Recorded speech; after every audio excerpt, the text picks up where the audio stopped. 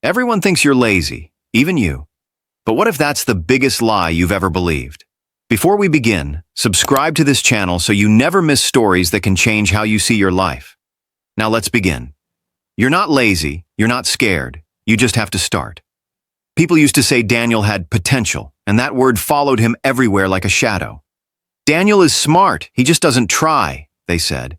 He could be great if he stopped being lazy. He has so much potential, but he wastes it.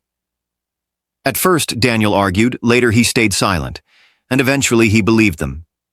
He was 29 years old, living in a small rented room with cracked walls and a fan that made more noise than breeze. Every morning he woke up with plans, and every night he went to bed with guilt.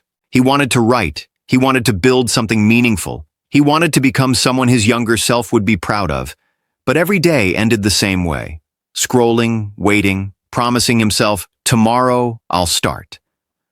Tomorrow became next week became next year, and soon Daniel stopped saying tomorrow at all. Daniel wasn't lazy. Lazy people don't feel this tired. Lazy people don't lie awake at 2 a.m. replaying their failures. Lazy people don't hate themselves for not moving. Daniel was exhausted not from action, but from resistance. Every time he thought about starting, his chest tightened. What if I fail? What if I start and realize I'm not good enough? What if people laugh? What if I try and nothing changes? So he didn't start. And because he didn't start, nothing changed. One rainy afternoon, Daniel received a call from his younger sister, Mira, asking if he was coming home for their mother's birthday. Daniel hesitated like he always did and lied that work had been busy. There was silence. Then Mira sighed and said, "You've been saying that for years." That sentence hit harder than any insult. After the call, Daniel sat on his bed staring at the wall while the rain tapped against the window like it was counting his wasted days. He opened an old notebook from college filled with ideas, book outlines, business plans, motivational quotes he once believed in. And on the first page was a sentence written in bold letters. "I don't want to wake up at 40 and wonder why I never tried." Daniel laughed bitterly because he was almost 30 and already knew the answer. The world teaches us a dangerous lie, that if it doesn't feel easy, you're not meant for it.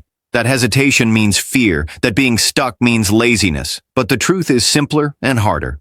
Starting feels heavy not because you're lazy, but because starting means confronting who you've been avoiding becoming. Daniel wasn't afraid of failure. He was afraid of discovering that success would demand consistency and responsibility and wouldn't magically fix his life overnight. A few days later, he went for a long walk and ended up at a small roadside cafe where an old man sat alone writing slowly in a notebook, pausing, erasing, rewriting. When the man noticed Daniel watching, he smiled and said, "You're staring like you're waiting for permission." Then added that Daniel looked like someone who wanted to start something but kept asking the world for approval.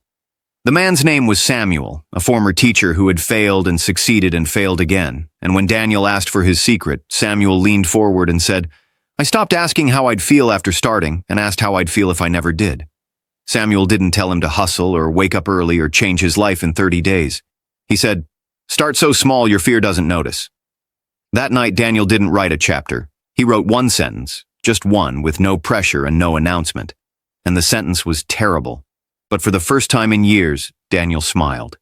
Your brain loves the familiar even when the familiar is pain, and staying stuck feels safer than risking growth because starting means letting go of excuses and the comfort of potential and the identity of almost. Daniel had been protecting himself from disappointment by never giving life a chance to disappoint him, but he was also protecting himself from joy. Days passed, and Daniel didn't feel motivated or confident or inspired. He just showed up for 10 minutes a day, sometimes writing garbage, sometimes staring at the screen, sometimes wanting to quit. But something strange happened. The guilt started to fade, not because he had succeeded, but because he had started. 3 months later, Mira visited him and said he looked different, and Daniel shrugged and said he had just started doing one thing he kept avoiding. He still wasn't famous or rich or sure, but he wasn't stuck anymore. If you're listening to this and thinking this is you, hear this clearly. You are not lazy, you are not broken, you are not behind. You are standing at the edge of your life waiting for certainty that will never come. Because clarity comes after action, not before it. You don't need confidence to start. You don't need motivation to start. And you don't need permission to start. You just need to start badly.